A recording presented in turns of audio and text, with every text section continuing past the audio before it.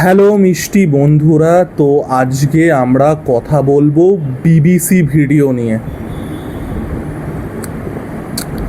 না, ওই blacked.com ওয়ালা বিবিসি ভিডিও নয়, যদিও ঘ্যাচাংফুও blacked.com-এই আপলোড করা উচিত ছিল।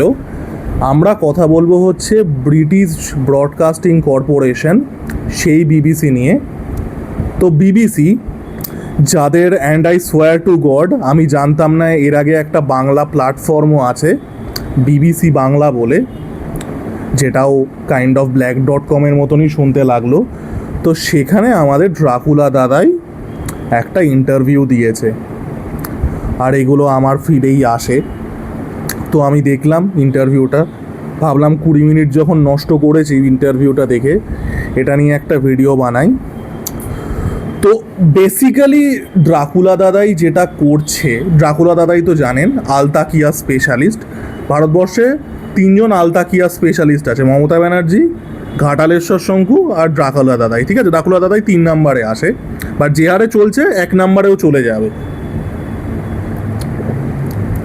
তো ড্রাকুলা দাদাই বেসিক্যালি, মানে ড্রাকুলা দাদাই তো খুব বড় খেলোয়াড়, আমরা সেটা গোলন্দাজেই দেখেছিলাম, ইভেন আরজি করার সময়ও দেখেছিলাম।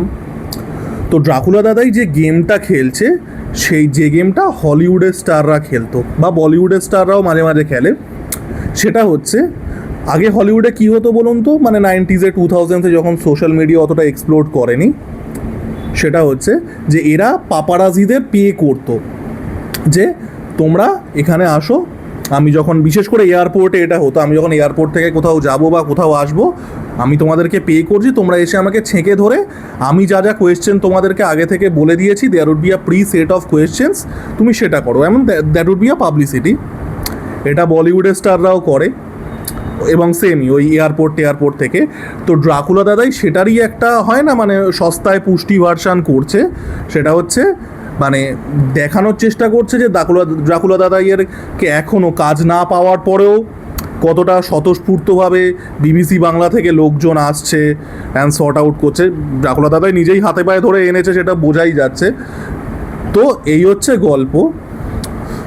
তো প্রথমে ড্রাকুলা দাদাই যেটা করছে, আলতাকিয়া স্পেশালিস্ট আগেই বললাম, ড্রাকুলা দাদাই নিজেকে দেখানোর চেষ্টা করছে হচ্ছে যে ড্রাকুলা দাদাই আর কি, মানে হয় না, আমার তো বাংলা ড্রাকুলা দাদাইয়ের মতো অত ভালো নয়, আমি আমার মতো করে বলছি, he is basically a small town boy who made it big.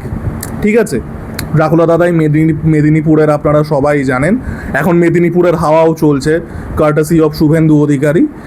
এবং যা হয় আর কি, দেখবেন রাস্তার ধারে যেসব মানে পাইস হোটেল যেগুলো আছে, ভাতের হোটেল, ওখানে অনেক সময় কি করে বলুন তো, মানে মাংস রান্না করলো ওই ঝোলের মধ্যেই মাছও রান্না করে দিল, ডিমের কষাও রান্না করে দিল ওই সেম ঝোলেই।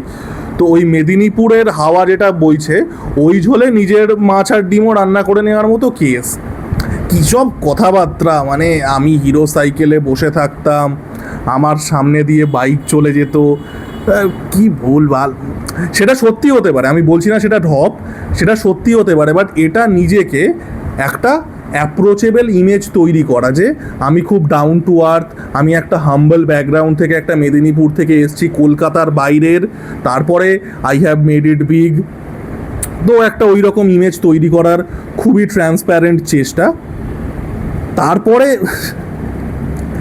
ড্রাকুলা দাদাইয়ের মেন সমস্যাটা হচ্ছে, ড্রাকুলা দাদাই নিজেকে অত্যাধিক পরিমাণে আর্টিকুলেট দেখানোর চেষ্টা করে, যেটা ড্রাকুলা দাদাই নয়। আপনি ধরুন ড্রাকুলা দাদাইকে একটা কোয়েশ্চেন করলেন, ড্রাকুলা দাদাই সেটার উত্তর ডাইরেক্টলি দেবে না, সে এমন ঘুরিয়ে পেঁচিয়ে 4টে কঠিন শব্দ বলে এমন একটা ভাব দেখাবে যেটা প্রচণ্ড ডিপ, প্রচণ্ড ইন্ট্রোস্পেক্টিভ, প্রচণ্ড ফিলোসফিক্যাল একটা কথা বলছে, কিন্তু আপনি যদি অ্যাকচুয়ালি ভেঙে দেখেন সেটার কোনো অর্থ নেই। ঠিক আছে, এটা ড্রাকুলা দাদাইয়ের প্রত্যেকটা ইন্টারভিউর, মানে যে কটা আমি দেখেছি, সব কটা তো আমি দেখিনি, বিকজ আমি যদি ড্রাকুলা দাদাইয়ের সব ইন্টারভিউ দেখি I will kill my self. তো এটা আছে। ধরুন আপনি রাস্তা দিয়ে যাচ্ছেন, ড্রাকুলা দাদাইও যাচ্ছে, আপনি ড্রাকুলা দাদাইকে জিজ্ঞেস করলেন, দাদা কটা বাজে? আপনি একটা সুস্থ লোকে হলে কি বলবে, যে 5:30 বাজে, 7:15। ড্রাকুলা দাদাই বলবে সময় আচ্ছা, সময় কি আপেক্ষিক না পার্মানেন্ট? এই যে আমাদের মহাজাগতিক বিষয়, আমাদের এই যে অবস্থান ব্রহ্মাণ্ডে, সেখানে সময় কি সত্যিই কিছু আরে বাড়া কটা বাজে বল। This is the fucking problem with all of the Dracula Dadaists interviews. নিজেকে প্রচণ্ড ফিলোসফিক্যাল, নিজের কথার মধ্যে সাংঘাতিক রকমের ডেপথ আনার চেষ্টা করে, কিন্তু he is not very articulate. এবং এই প্রিটেনশনটা, এই ডিপ প্রিটেনশনটা, এটা একটা শ্রেণীর বাঙালি খায়।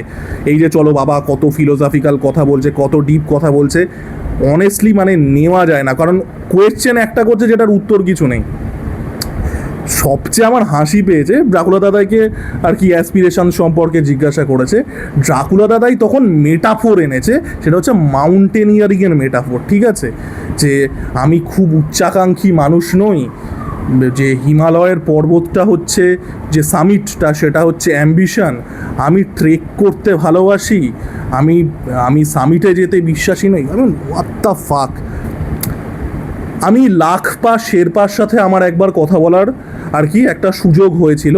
লাখপা শেরপা একজন নেপালিজ মাউন্টেনিয়ার, আপনারা গুগল করে দেখতে পারেন, 11 বার মাউন্ট এভারেস্ট চড়েছেন, 11 বার। আমি মাঝখানে অন্য একটা ইউটিউব চ্যানেল খুলবো ভেবেছিলাম প্রায় অনেক দিন আগে, 2 বছর আগে। তখন আমার এই চ্যানেলটা একদমই ছোট, যে মানে যারা লাইফে মানে যাদের খুব অ্যাডভেঞ্চারাস লাইফস্টাইল, তো তাদেরকে নিয়ে একটা পডকাস্ট করা, কিছু এপিসোড করেছিলাম, তারপরে আর হয়নি, মানে সেগুলো আপলোডও করা হয়নি। ড্রাকুলা দাদাইয়ের মাউন্টেনিয়ারিংয়ের আইডিয়া নেই। আমি ট্রেকিং করব, আমি সামিটে যাব না। ট্রেকিংয়ের নমুনা কি? রঘু ডাকাত আর মিথ্যা প্রেমের গান আর দশম অবতার। এর থেকে তো ভাই খাদে পড়ে যাওয়া ভালো।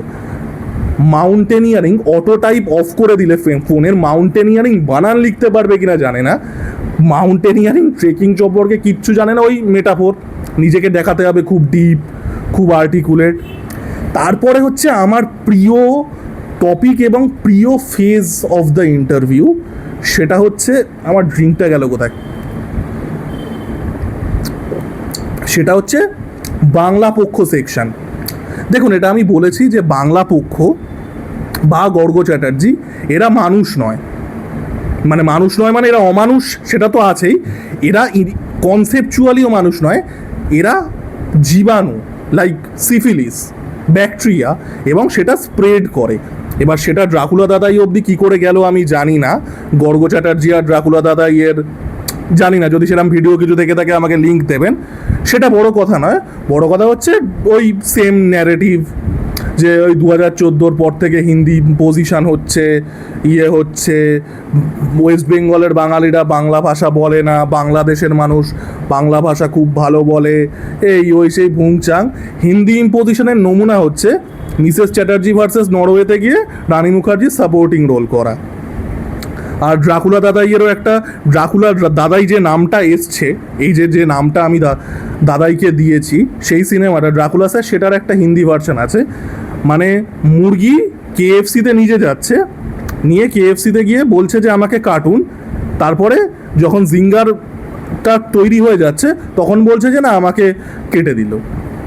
এটা কীরকম ইম্পোজিশন, এটা কীরকম ইম্পোজিশন যেখানে তুমি নিজে গিয়ে সেই কাজটা করছো? তো ননসেন্স কথাবার্তা, কোনো যুক্তি নেই। বেসিক্যালি ড্রাকুলা দাদাই যেটা দেখাচ্ছে, ড্রাকুলা দাদাই তো বিশাল বড় বিপ্লবী। কত বড় বিপ্লবী সেটা আরজি করার সময় যখন গর্তে ঢুকে গেছিল সেটা আমরা সবাই দেখেছিলাম। তারপর থেকে কোনো ক্রেডিবিলিটি নেই, অ্যাক্টর হিসেবে ক্রেডিবিলিটি কোনো কালেই ছিল না। ওই বাঙালিরা ভালো সিনেমা দেখে না বলে একটা বড় সেকশন অফ বাঙালি, যেটা সত্যজিৎ রায় বলেছিল, ব্যাকওয়ার্ড অডিয়েন্স, তো ড্রাকুলা দাদাইকে দেখেই ওয়াকিন ফিনিক্স, আল পাচিনো অনেক কিছু ভেবে নিয়েছিল। তো অ্যাক্টর হিসেবে ক্রেডিবিলিটিও নেই, মানুষ হিসেবে ক্রেডিবিলিটিও আরজি করার সময় চলে গেছিল। এখন যেটা ড্রাকুলা দাদাই দেখাচ্ছে যে চলো সারটা তো পাল্টে গেছে, এখন আমি নিজের ওই বিপ্লবী ইমেজটা ধরে রাখবো, যে আমি অ্যান্টি টিএমসি, আমি অ্যান্টি বিজেপি না, আমি চটি চাটি না, আমি পদ্মফুল চাটি, আমি হচ্ছি বাংলার চে গুয়েভারা। ঠিক আছে, বেস্ট পার্ট হচ্ছে ড্রাকুলা দাদাকে জিজ্ঞাসা করেছে যে আপনার কি কোনো পলিটিক্যাল পার্টি থেকে এসেছিল? হ্যাঁ, এসইউসিআই থেকে। এসইউসিআই 13টা ভোট পায়, ড্রাকুলা দাদাই দাঁড়ালে 14টা পাবে, নিজে দেবে। তো এই হচ্ছে নব্য আলতাকিয়া। ড্রাকুলা দাদাই যে স্পাইনলেস, সেটা ওয়েস্ট বেঙ্গলের যতজন, আমি জানি না ড্রাকুলা দাদাইকে কতজন চেনে, মানে এদের সিনেমাও তো কেউ দেখে না, তারা যে যতজন চেনে ড্রাকুলা দাদাই যে স্পাইনলেস সেটা আরজি করার সময় থেকে অত্যন্ত স্পষ্ট। এখন ড্রাকুলা দাদাই অ্যান্টি টিএমসি কথাবার্তা বলার সাহস পাচ্ছে, যেহেতু টিএমসি পাওয়ারে নেই এবং বিজেপির কালচারটা ওটা নয় বলেও বিজেপি এগেনস্ট বিজেপি কথা বলে আমি নিজেকে বিপ্লবী দেখাবো। এবং এখানে যেহেতু কাজ না পাই যদি, কারণ ক্রেডিবিলিটি অলরেডি ডিস্ট্রয় আমি করে রেখেছি, তাহলে কি আমি বাংলাদেশে যাতে কাজ করতে পারি সেই দরজাটাও খুলছে। ড্রাকুলা দাদাই নিজের একটা খুবই ক্রিঞ্জ গান আছে, আমি অন্য কোথাও যাব না, আমি এই দেশেতেই থাকবো। তো ড্রাকুলা দাদাই সেই গান গেয়ে নিজে এখন বাংলাদেশে গিয়ে, যেহেতু বাংলাদেশের ইন্ডাস্ট্রির কন্ডিশনটা এই ঘাটের মরা ওয়েস্ট বেঙ্গলের ইন্ডাস্ট্রির থেকে বেটার, ফিল্ম ইন্ডাস্ট্রির থেকে বেটার, তো ড্রাকুলা দাদাই এখন হচ্ছে মানে আমি এখানে তো আমার ক্রেডিবিলিটি নষ্ট হয়ে গেছে, পাবলিক জানে আমি একটা ভীরু স্পাইনলেস মাল। সিনেমাও যা মাস্টারপিস বানিয়েছি, রঘু ডাকাত আর মিথ্যা প্রেমের গান আর দশম অবতার আর আরও যা যা আছে, ওই একটা রাটসাসানের রিমেক আছে জঘন্য, ওগুলো বানিয়ে অ্যাজ এ অ্যাক্টারও কোনো ক্রেডিবিলিটি নেই, মানুষ হিসেবে ক্রেডিবিলিটি তো কোনো কম কালেই ছিল না। আমি যদি এখানে কাজ না পাই, এখন তো আর পলিটিক্যাল কারণে কাজ পাবে না তা না, রেজিম চেঞ্জ হয়ে গেছে, আমি বাংলাদেশের দরজাটা খুলে রাখছি। এবার ওখান থেকেই আসছে হচ্ছে এই বাংলা পক্ষ মার্কা ন্যারেটিভ। বাংলা পক্ষ মার্কা ন্যারেটিভ মানেই মানে বাংলাদেশি ন্যারেটিভই। আবার কী সব কথাবার্তা, ওয়েস্ট বেঙ্গলের বাঙালিরা এইভাবে কথা বলে, বাংলাদেশের বাঙালিরা, ওয়েস্ট বেঙ্গলের বাঙালিরা যেরকম আমি ভারতীয় বাঙালি, আমরা এইভাবেই কথা বলি, কথার মধ্যে কিছুটা ইংলিশ মেশে কিছুটা হিন্দি মেশে, এইটাই ব্যাপার। তো ড্রাকুলা দাদাই তো প্রথমে হিন্দি ইম্পোজিশন বলে মিসেস চ্যাটার্জি ভার্সেস নরওয়েতে একটা সুযোগ পেয়েছিল রানী মুখার্জির এগেনস্টে, রানী মুখার্জিও আর লোক পেল না, বাংলার থেকে এই মালটাকেই নিতে হলো, তো গিয়ে করলো। তারপরে ড্রাকুলা স্যারের আর কি একটা ডাব ভার্সান করেছিল। এই হচ্ছে হিন্দি ইম্পোজিশন, মানে তুমি গিলোটিনে নিজে গলা দিয়ে বলছো যে আমাকে মৃত্যুদণ্ড দিচ্ছে। তো আমি শেষে একটা কথাই, দেখুন ড্রাকুলা দাদার থেকে বড় স্পাইনলেস হিপোক্রিট মাল ওয়েস্ট বেঙ্গলে নেই, ঠিক আছে? এবং that is fucking saying something, কারণ বাঙালি জাতটাই ইটসেলফ একটা স্পাইনলেস জাত। তো সেখানেও স্পাইনলেস হিসাবে নিজের মেরুদণ্ডহীনতা, আবারও আমার বাংলা অতটা স্ট্রং না, ভারতীয় বাঙালি তো, নিজের স্পাইনলেসনেসের জন্য স্ট্যান্ড আউট করাটা অ্যাকচুয়ালিতে একটা কৃতিত্বের কাজ। ড্রাকুলা দাদাই সেটা করতে পারে। আর ফিল্মোগ্রাফি যা মাস্টারপিস বানিয়েছে, তো মানে আর কি মার্লন ব্র্যান্ডোর থেকে একটু ওপরে, লরেন্স অলিভিয়ারের থেকে একটু নিচে, ড্রাকুলা দাদাই 2 নম্বরে আছে আপাতত। তো আমি শেষে একটা কথাই বলতে চাই, ড্রাকুলা দাদাইয়ের যদি বাংলাদেশ যেতে হয়, কারণ বাংলাদেশের লোকেরা পিওর বাংলায় কথা বলে, ওখানে কাজ ভালো হয়, আর এখানে এমনিও ক্রেডিবিলিটি ডিস্ট্রয় হয়ে গেছে, অ্যাক্টার হিসেবে মানুষ হিসেবে কাজ পাওয়া চাপ আছে, পলিটিক্যাল প্রেশার থাকুক চাই না থাকুক, আমি নিজে গিয়ে ড্রাকুলা দাদাইকে পেট্রাপোলে দিয়ে আসবো। আমি বাইকে করে ড্রাকুলা দাদাইকে পেট্রাপোলে দিয়ে আসবো। ড্রাকুলা দাদাই ওই কাঁটাতার থেকে সুরুত করে ঢুকে পড়বে, একটাই শর্তে, ফেরত আসার দরকার নেই। আমি অন্য কোথাও যাব না, আমি বাংলাদেশেতেই থাকবো, ঠিক আছে? কাঁটাতার দিয়ে ঢুকে গেল, আর ফেরত আসার দরকার নেই। ইনফিলট্রেশন নিয়ে তো অনেক কথা হয়, এই ইন্ডিয়ান কিছু মালকেও ডিপোর্ট করতে পারলে ভালো হয়, মানে ইন্ডিয়ান কিছু মাল যারা আছে, ইল্লিগাল বাংলাদেশি শুধু না, ইন্ডিয়ান মাল কিছু বাংলাদেশে ডিপোর্ট করতে পারলেও ভালো হয়, ঠিক আছে? মানে রিভার্স ইনফিলট্রেশন, ঠিক আছে?